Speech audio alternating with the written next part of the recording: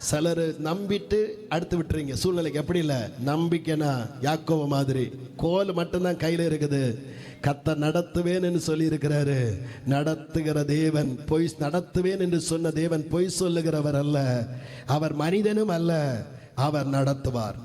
அல்லேலூயா. ஆமா, அவர் என்ன பண்ணுவாரு? நடத்துவார். அல்லேலூயா. இந்த நம்பிக்கை வருகிற ஒருவனால் தான் எழும்பி ஆராதிக்க முடியும். நம்பிக்கை வராம இருந்தா ஆமென். அல்லேலூயா. கர்த்தருக்கு ஸ்தோத்திரம்.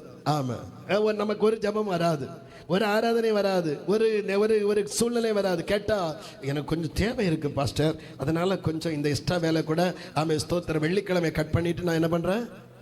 உங்களை சொல்ல முடியாது, நீங்க எல்லாரும் அப்படி இருக்க மாட்டீர்கள் என்று நான் ஆமே சொல்லி வஞ்ச புகழ்ச்சி அணியில் முடித்து விடுகிறேன். ஆமென். கர்த்தருக்கு ஸ்தோத்திரம். அல்லேலூயா. சிலருக்கு ஆசீர்வாதமே தேவையில்லைங்க. சிலருக்கு ஆசீர்வாதமே காலேஜுக்கு போகாம வீட்டில் தான் இருப்பாங்க, ஸ்கூலுக்கு போகாம வீட்டில் தான் இருப்பாங்க. ஆமே ஸ்தோத்திரம். பள்ளிக்கூடத்துக்கு போகாம வீட்டில் தான் இருப்பாங்க.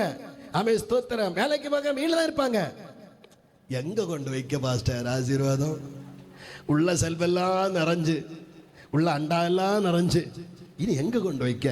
ஆமே ஸ்தோத்திரம். அல்லேலூயா. தெரியல சிலருக்கு. நீ நம்பிக்கை வரும் என்றால் எழுந்து கர்த்தரை ஆராதிக்க ஆரம்பிப்ப, எழுந்து கர்த்தரை தேட ஆரம்பிப்ப, எழும்பு கர்த்தருடைய சித்தத்தை செய்ய ஆரம்பிப்ப. நம்பிக்கை வராத வரைக்கும் நீ ஓடுற பத்தியா வேலை, படிப்பு, தொழில், அது பற்றி தான் ஓடிட்டே இருக்கணும். நம்பிக்கை வந்துச்சுன்னா அது செய்யக்கூடாதுல்ல. ஜபத்திற்கும் ஆராதனைக்கும் பரிசுத்தத்திற்கு இடைஞ்சல் இல்லாம அதை செய்வ. அல்லேலூயா.